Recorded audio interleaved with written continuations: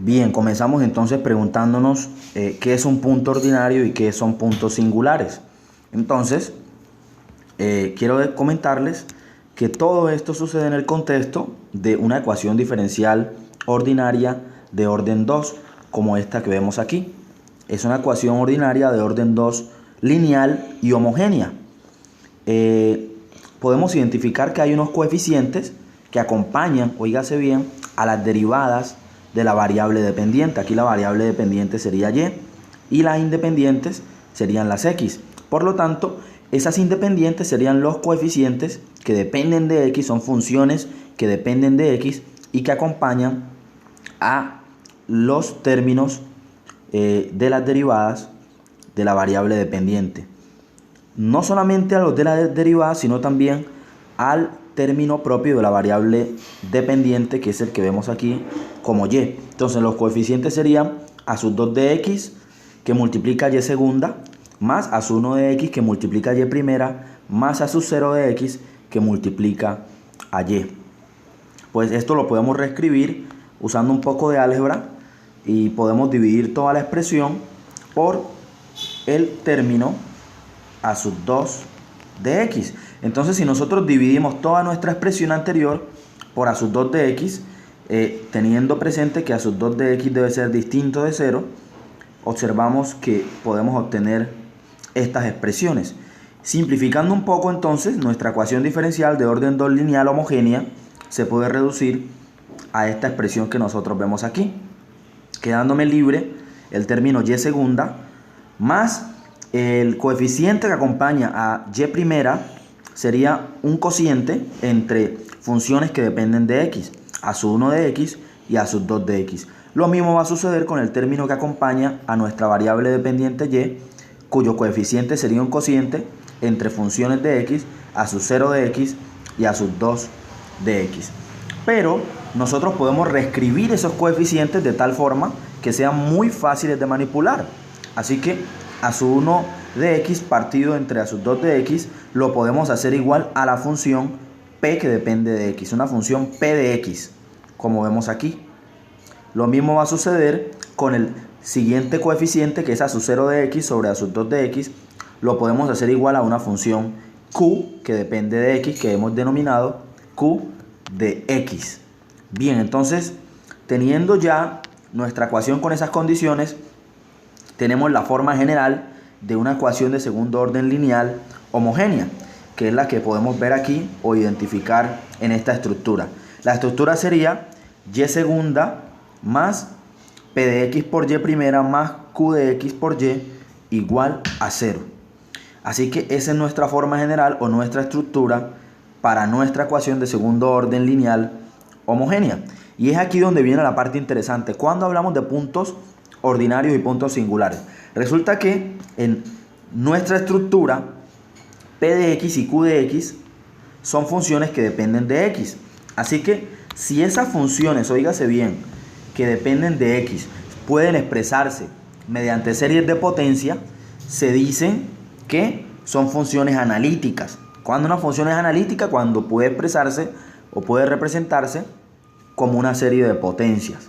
Ahora bien, si podemos expresar nuestras funciones p de x y q de x como una serie de potencias, ¿sí?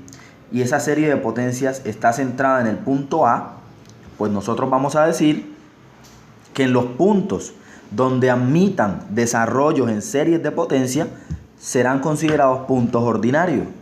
Pero si la función en algunos puntos no admite desarrollo en serie de potencias, en esos puntos donde no es posible, oígase bien, determinar las series de potencias para esas funciones, diremos que esos puntos no son ordinarios, sino que son singulares.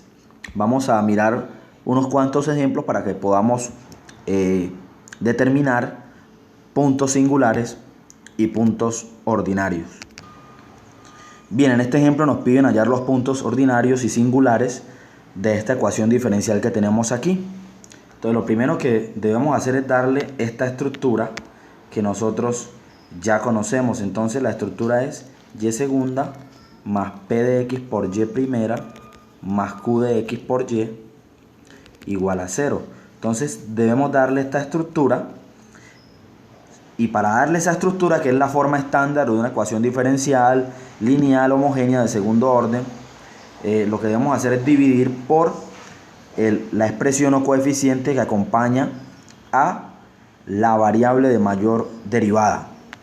En nuestro caso, entonces, dividiendo,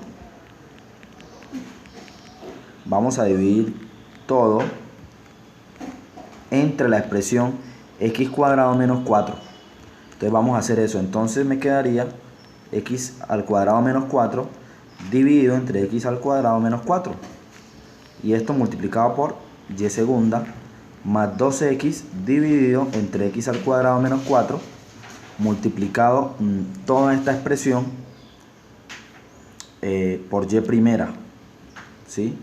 Vamos a colocarla en paréntesis, más 3 dividido entre x al cuadrado menos 4 multiplicado por y bueno, vamos a incluir esto también en paréntesis, ¿sí?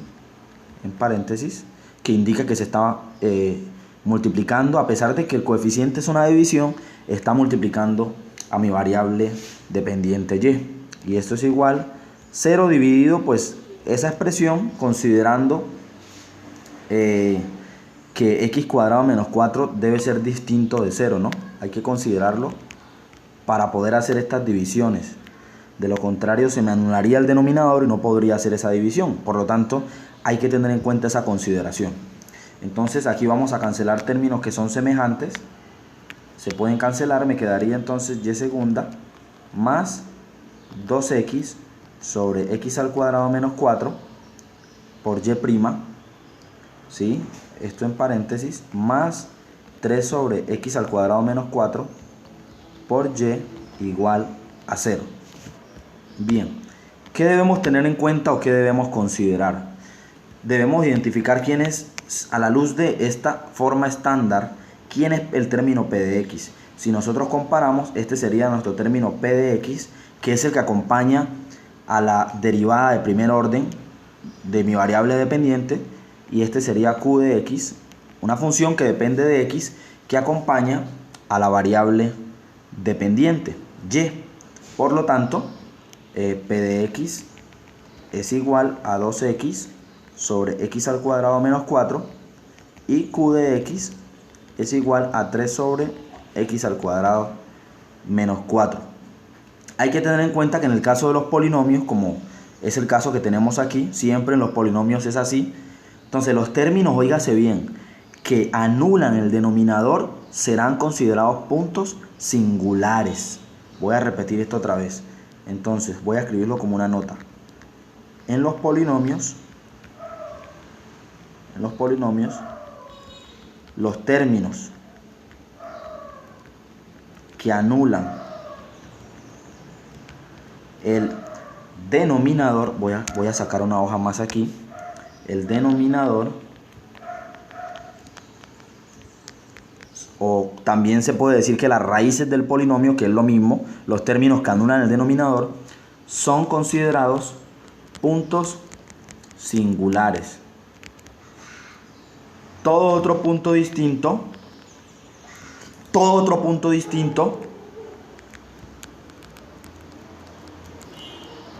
será considerado ordinario. Así que en nuestra expresión el denominador,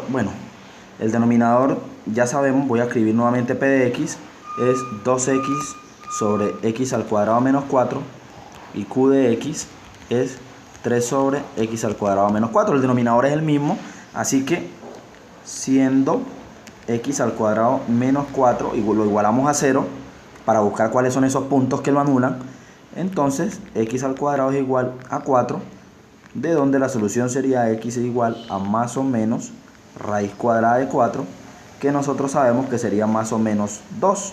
Por lo tanto, entonces x igual a 2 y x igual a menos 2 son puntos que anulan el denominador, es decir, que hacen que el denominador sea 0, por lo tanto son puntos singulares. Así que para toda x que pertenezca a los reales, si x es distinto de 2 y menos 2, son puntos ordinarios. Es decir, que cualquier otro punto distinto de 2 y menos 2, esas expresiones admitirían un desarrollo en serie de potencias, o se podrían expresar como una serie de potencias, mientras que para el punto x igual a 2 o x igual a menos 2, no se podría expresar esas expresiones como una serie de potencias. Por lo tanto, los puntos x igual a 2 y x igual a menos 2 serían singulares. Cualquier otro punto distinto a estos serían considerados ordinarios.